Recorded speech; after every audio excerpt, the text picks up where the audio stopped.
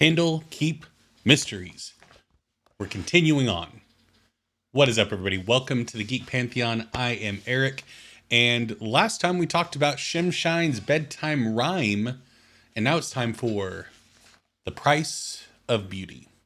You all have seemed, based on the comments, to enjoy me breaking down the Candlekeep Mysteries adventures, as well as, I did an encounter for Icewind Dale a while back, and I want to know, would you all like a longer version of that, like with Wild Beyond the Witchlight, where we break down an entire adventure book and kind of me giving my thoughts on how I feel like it should be run and adjustments and tweaks and things like that. Let me know down in the comments below if that is something you feel like you would enjoy.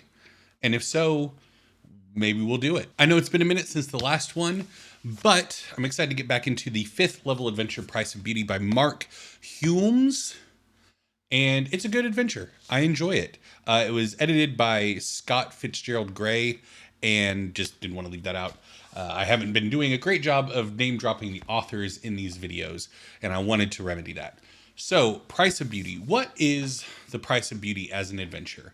It is a lovely day at the spa, basically.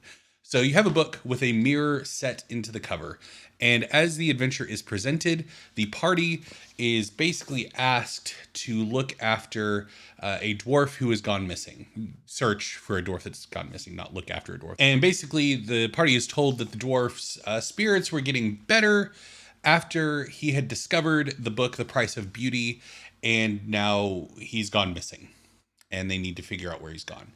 And as they investigate the book, there's a mirror set into the cover, and there's an illusion on the mirror that has somebody pop up and basically offer affirmations and show a better version of the person, better version of the person that's looking into the mirror.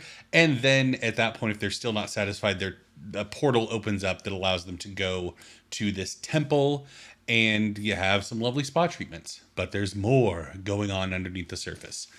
So overall, what do I think of this adventure? I think it's fun.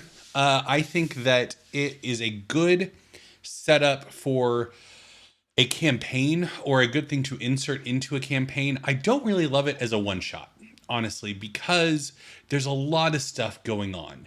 There's a lot of additional characters. There's a lot of NPCs, and overall, I feel like it just lends itself better to a situation where these NPCs and this adventure as a whole can have greater repercussions. Obviously, you can write as a one-shot. I'm sure your party will have a great time, but or a one-shot as a one-off with just singular characters. You might be able to get it done in one session. It might take a couple, but it just depends on the order of events and how much time the party spends investigating the spa temple and partaking in the various things that they have to offer. So since this is a how to run video, spoilers moving forward, I think it'll be a good time.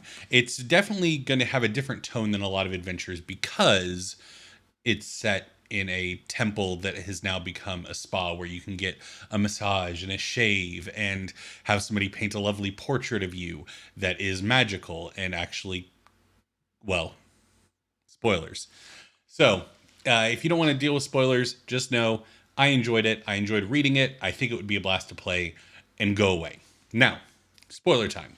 So the spa is run by 3 hags that are presenting themselves as elves that are running different capacities within this spa luxury resort temple thing. And I think that's a fun setup for the adventure, especially if you're running a campaign and the party has dealt with the Feywild before and has had interactions with hags. This can be a really great opportunity for you to play on their existing knowledge and kind of drop in subtle things that, like, if they're paying close attention, they can pick up on and be like, wait a second, I know what's going on here. I've experienced this before. Haha. But if not, don't take that as me saying that you shouldn't do that. If you have players that have had experience with the Feywild before, absolutely play on those expectations. But this adventure, I think, really shines as a mystery because the dwarf that they are searching after is virtually inaccessible as the adventure is written until the end, basically. The dwarf is in a tower locked away, and is at the end game of the adventure. So the whole thing is figuring out where is the dwarf, but by virtue of that, you need to figure out what is happening here in this temple, because stuff's happening in the temple. And so presenting this adventure as a almost like a murder mystery but without the murder is a very cool, interesting way to present this adventure. And I have some thoughts on how to do that effectively.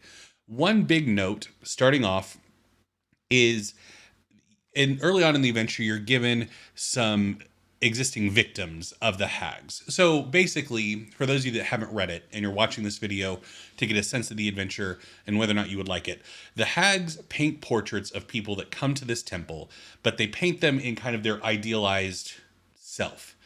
And the magic causes the person to take on those attributes for 1 year. And then the curse kicks in where the inverse happens to them. So our missing dwarf, for example, went to the hags to have a portrait of a younger version of himself painted. And you actually get mechanical statistics, which I love in this adventure, for if a party member gets their portrait painted by the hags.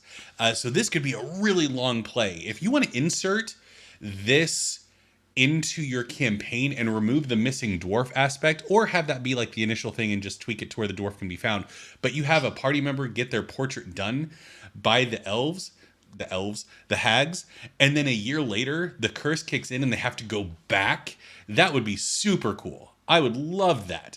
But anyway, you get the actual mechanical effects of having a portrait done of you. So with the age thing, you basically become 1 year older than the standardized adult like cutoff for the races in the player's handbook. So you basically become, for us, you would essentially become 19 again until a year, and then you become 90, and not a healthy, vibrant 90 either, like a very old, trying to think of the right way to say this, just an unhealthy 90, I guess, is the best way to put it, because there are 90-year-olds that are more fit than me.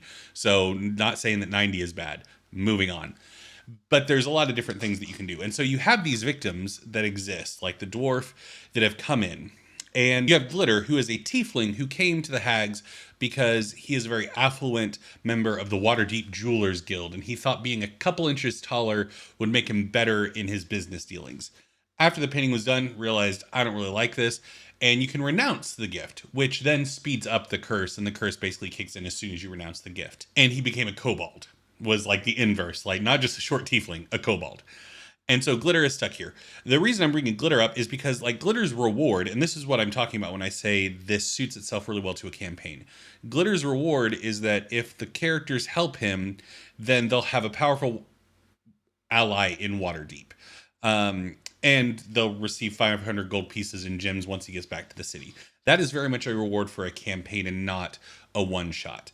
If you want to have this be a self-contained adventure, then tweaking it to where maybe Glitter has some important information related to the adventure or to some other aspect that's going to be usable now. Because obviously the player characters, even in a one-shot, that's going to be an alluring thing to them, but it's not going to motivate the players because they're going to know from a metatextual standpoint, well, I'm never going to see those 500 gold pieces, so who cares? So tweaking the rewards, if you want to run this as a one-off adventure, I think is necessary because a lot of the rewards are built as campaign fodder. One other thing before we get into the adventure proper, and we're never really going to get into a beat-by-beat adventure. You've seen these videos before. I'm not going to go through every page of this adventure. This is me providing my insight and being a resource for you after you've read the adventure and are wanting to know what I think needs to be tweaked or adjusted, or what things can be highlighted, stuff like that. So the Fetid Gaze, which is the name of the coven that these three hags have formed for this this temple spa that they've set up. All three of these are really well actualized characters. Each of the hags feel distinct and unique and different, including their elf personalities. Like there's a lot to work with as a DM. So I would definitely recommend spending a good amount of prep time coming up with the personalities and the voices and the mannerisms of the three elves and then also the three hags. And I would definitely just when they're in hag form, you just twist it. Like you take the base that you created with creating the elf persona, and then you just make it bigger and more maniacal. You don't need to make a whole new personality for the hag version of Dread Morgan is the hag version. Morgana is the elf version. So you have Morgana, and then Dread Morgan can just be a twisted Palpatine-esque version of Morgana, if that makes sense. But I would spend time as a DM in your prep work for this, thinking about these hags and how you want to present them, because they're the center of this whole thing. Like they're the ones running it. They're the ones that hold the information that you need to save the dwarf and all the other victims and things like that. So the hag should be your focus when you're prepping. Just putting that out there. Having said that, you have a guests of the temple table with some really fun options for guests that you can insert. You have a drow that's impersonating Jarlaxle, and anybody that knows Jarlaxle immediately sees through it, but people that don't.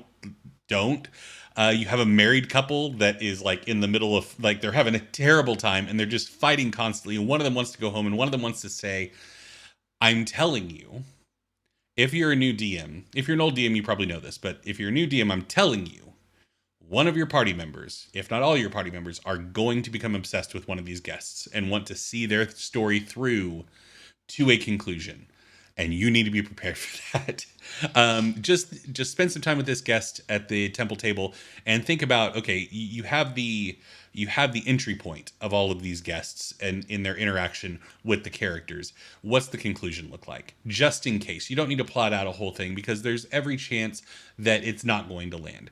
It's just one of those things that, generally speaking, if there's an NPC that you have thought very little about, that's going to be the NPC that you should have spent some time prepping. So just take some time and think about, what does the end of their story look like? The why are they fighting in the back of your head, so that if a party member wants to engage with them and figure out what's going on, how can we help you? You have that answer of, here's what the problem is. And then you can let the party figure out what the solution is. You don't have to come up with the solution. If it's, I don't know, if it was one of their ideas to come here and the other one just didn't want to come to begin with, if one of them suggested, like the husband suggested, I heard that this temple you can get a painting done and it'll make you look better. So I was thinking I could go and get a painting done with a bunch of muscles, because that might be cool. And the wife was really enthusiastic, like, yeah, that sounds great. And he was like, oh, okay. So I didn't realize that this was a problem for you, but apparently it is. And I didn't know that. And now I'm bothered by it. So you just come up with that. Come up with that for these guests, whichever guests you want to include at the temple, because that can, A, really fill out the world of this temple and the guests and make them feel like they're part of the story. Because a lot of times with these NPCs that you just get the one sentence blurb on, it's easier for them to feel like a tacked on piece of set dressing. Whereas if you take a little bit of time, like I'm talking about 20 minutes of your prep time to just go through this table and come up with like problem solution for each of them, it's going to make the adventure feel bigger, and your party's going to feel like the temple is full of people that they can interact with and help. Okay, so arriving at the temple. The adventure suggests, if the party chooses violence, which there are parties out there that will do that, I would suggest talking to your players before you start running this adventure and saying, hey, this isn't a murder hobo adventure. This is a fun mystery, like figure out what's going on. So don't come in casting fireball. But the adventure actually suggests, if the party comes in and chooses violence, and just like a Cambion member of the staff comes to greet the party, and it talks about if they try to not enter the temple and go around the back and look at the shrine or the tower, which are two restricted parts of the property, that the Cambion calls for guards, tries to stop them, and then if a fight breaks out, having the hags getting involved make it a very difficult combat encounter, and then allow the party to figure out the mystery in the aftermath, essentially. Because the hags, like, a lot of the clues are physically on them. And I don't mean like a piece of paper in their pocket, like physically on them. So that is one way to do it. It's not how I would do it. I would have the party just commit murder. Like, if they choose violence against this staff member that's trying to greet them to this spa, and he's like, hey, don't go back there, please stop, hey, and starts following them and haranguing them like a staff member would do, of like, hey, this is not where you're supposed to be, please stop or I'll need to go get the guards. If they turn and attack this person, you can have them roll the attack if you want, but give the NPC 1 hit point. If they land an attack, they're dead. And don't have them fight back. Like, have them run away if the party tries to enact violence, but like have it be a capital M murder, and just let the party like, yeah, that this wasn't a combatant. This is just some guy trying to do his job, and you all were being jerks wandering around everywhere. Um, and let that be the indication to the party of like, this isn't a problem to be solved with fists. Like, this won't be tolerated. And then you have a new wrinkle of like, do they try to hide the body? Do they go talk to somebody? Be like, hey, I'm sorry, we committed a murder. But let them figure that out at that point. So, because they need to rescue the dwarf. Like, that's still their mission. They're here. They need to rescue the dwarf. So, that's how I would play it if I had a party that came in and just immediately went the violent route, is just let them commit murder and don't have a huge combat breakout. Let it sit there. Like, if like have them roll initiative, go through the whole preamble of combat if you want. First party member goes, okay, I'm going to swing my sword. Okay, roll. Like, give them like a 10 AC or 8 AC. Like, give them a negative dex modifier. Just, and if they hit, just be like, yeah, you stab him. He's dead. Now what, gang? Um, So yeah, that's how I would play the initial interaction if the party decides to be jerks to this person just trying to do their job. So there is every possibility that you can play this like the hags take note of the party members when they get there and know that they are people worth paying attention to and worth being afraid of, that the hags, it's worth, they don't want them here. And so you could have the hags trying to subtly kill the party members when the opportunity arises. And so you have different services the party can purchase at the temple, and that I would present that as a DM as a great way for the party to get a look around at different areas. Like, it's going to be weird if you just sneak into the massage rooms, but if you buy a massage, then it makes sense for you to be there and you can get a lay of the land. So I would present it as that way to encourage them to partake in the services. It's not just fun, like it's a way to get around and see things. In the changing rooms, it mentions there being foot lockers for the other guests and being able to lock stuff in there, but it gives you nothing that would be in those foot lockers. Same with the guest rooms. All the guest rooms, it says, contain a foot locker where guests can keep their belongings, but doesn't really give you anything. So either go to the Dungeon Master's Guide and look at the treasure tables there, or just come up with stuff that would make sense if you have a party member with sticky fingers that's going to want to go rifling through other people's stuff. You have some stuff prepared for them to find. I had a picture of Azirsa, the elf version of Vile Saza, in my head, based on the picture and just based on reading about her in the early parts of the adventure. And then as soon as you get to the garden and you find out that she is like CrossFit elf, my preconceived notions went flying out my head and was replaced rapidly. So you have a whole like exercise regime in the garden that one of the hags puts people through. And it's described in the adventure as torture and torment, which, yeah. But it's a really fun, like, little almost mini game where it's like a skill challenge. You got to do a bunch of squats, and then you got to do tug of war with an awakened tree, and you have to jump rope, but it's a chain. And so there's so many fun things to do throughout this adventure. But that one really jumped out at me as like a fun diversion. Like, you walk into the garden, you're investigating, you have this very intense fitness nut elf going, okay, come on, squats right now. And you have to do constitution saving throws to do all the squats. And there's a big reward if a party member does it. They get a potion of giant strength, hill version, but a 21 strength score is really good.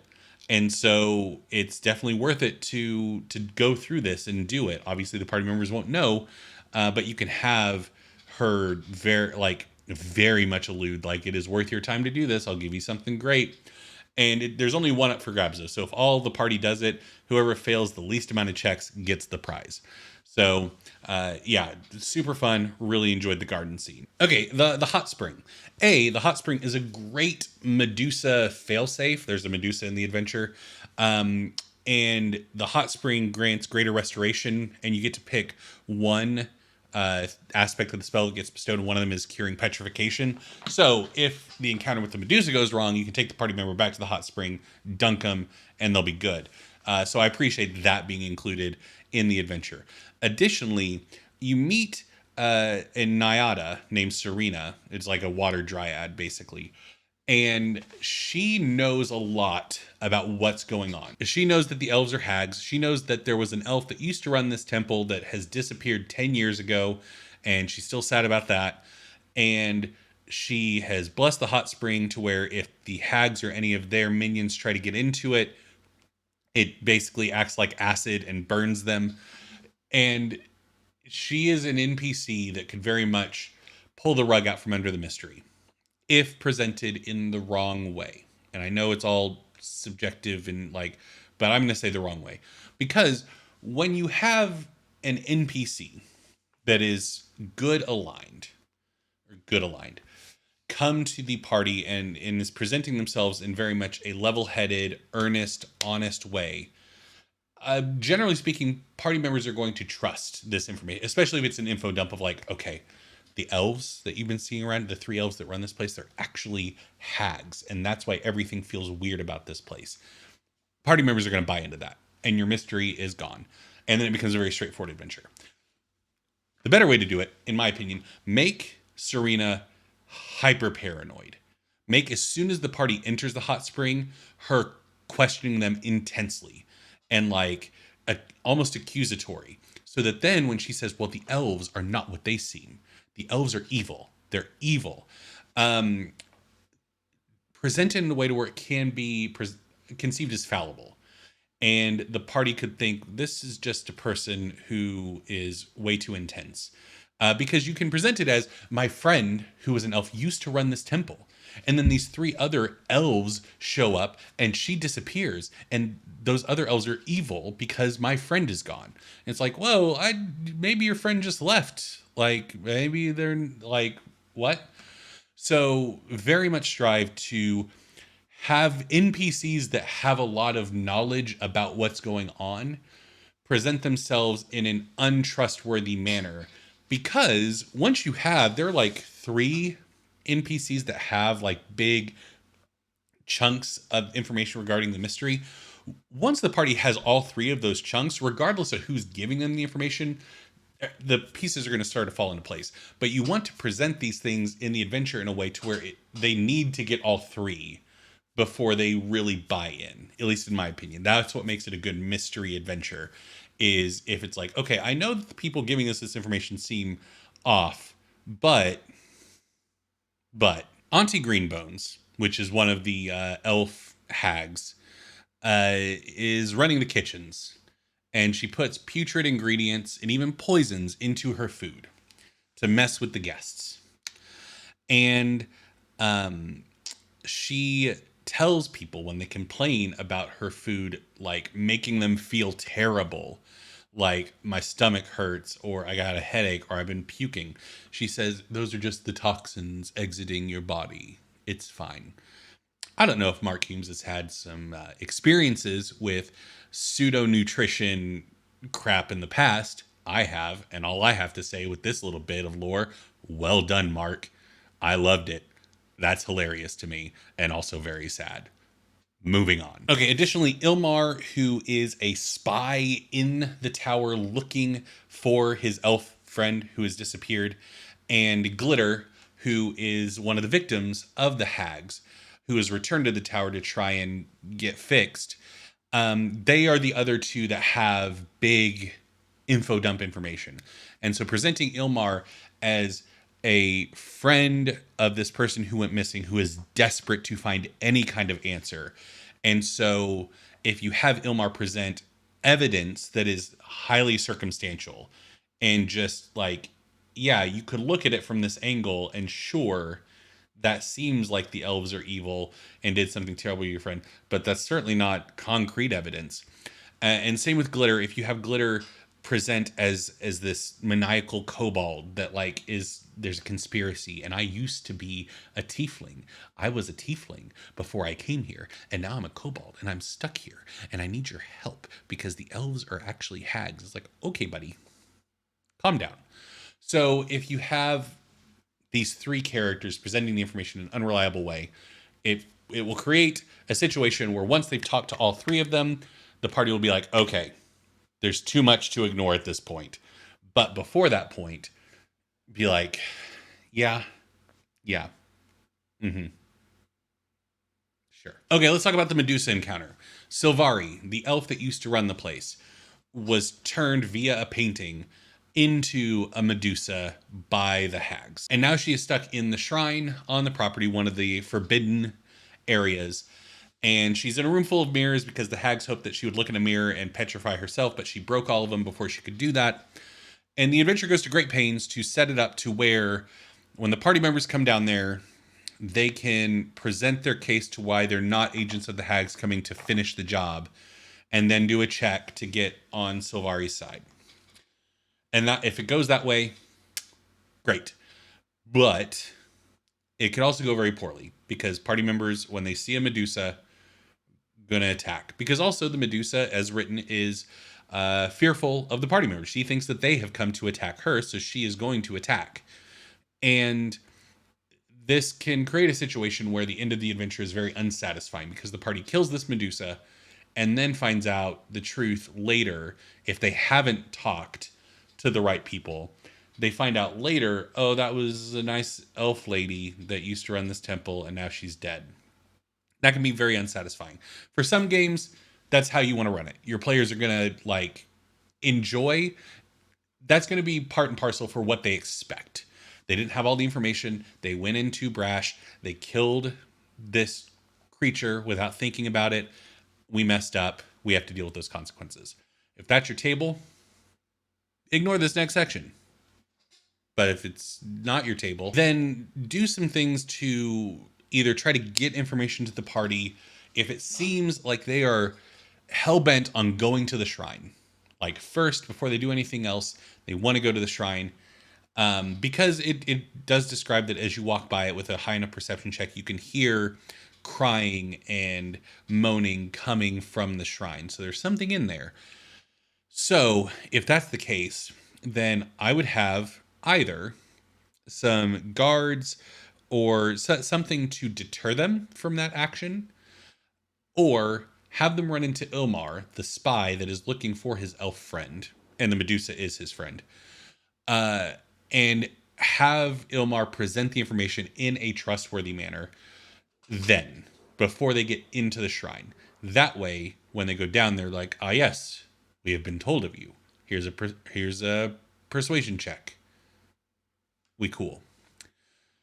So, and then the conclusion of the adventure. So, obviously, ideally, all of the victims of these hags should learn a valuable lesson about not fretting the things about yourself that you can't change and not taking shortcuts to attain the things that you can change through hard work. That should be the lesson that the victims learn. I've known people enough. I've done this myself. You don't always learn the lesson you're supposed to. And so I would absolutely pick one of the victims that does not learn their lesson at all. There is a dragonborn who wanted to be stronger and so naturally became very frail when the curse hit. That would be my pick. She would be my pick for the victim that didn't learn their lesson. Like, well, I picked the wrong way. Got to go find a new one. It's like, no, that's not. Just try lifting some weights, maybe upping your protein intake would also help. But having a victim that hasn't learned their lesson will make it very real in the conclusion. And then lastly, there's what happens with Silvari. So if the party cures her of being a Medusa by destroying the painting of her, then the adventure presents two different paths that she can take. Either she is thankful to the party and she resolves to rebuild the temple, I don't really like that. It's fine if you want just a clear cut, like, yep, good job, you saved the day, everybody's happy, you can ride off into the sunset. That's fine. I think it's more interesting. She was turned into a Medusa for 10 years and locked in a temple by herself for a decade. Probably not going to want to stick around in this place that holds so much trauma for her. So I think it's more interesting to have her leave with like Ilmar, maybe. Um, and the temple can then either just be abandoned. Serena, the Nyada, could take it over, or it could be an interesting base of operations for the party to take over if you're doing a campaign. Like I said, this adventure works really well as a 5th level insert into a campaign because you can establish a home base. You get to meet some really interesting characters that can become allies down the road, and they will really appreciate the party because, like, this Dragonborn was reduced to literally skin and bones, and now you've restored her to her former strength. She is going to owe you all the favors, and same with all the victims. So, like I said, this works really well in a campaign, in my opinion, and I think it makes more sense for Sylvari to leave the temple behind and allow the party to take over the structure of the building. I hope you all enjoyed this video, this look at the price of beauty. Are you still enjoying, even after a bit of a break, the Candlekeep Mystery series? I'm going to be bringing back the subclass series as well. And let me know down in the comments if you would like The Wild Beyond the Witchlight, like long form. It would probably be a multi-video series of me breaking down the different sections of that adventure and here's what to do different or better or different options or how I would run it, that kind of thing. So let me know what you want down below. Thank you all so much for watching. I will see you next time.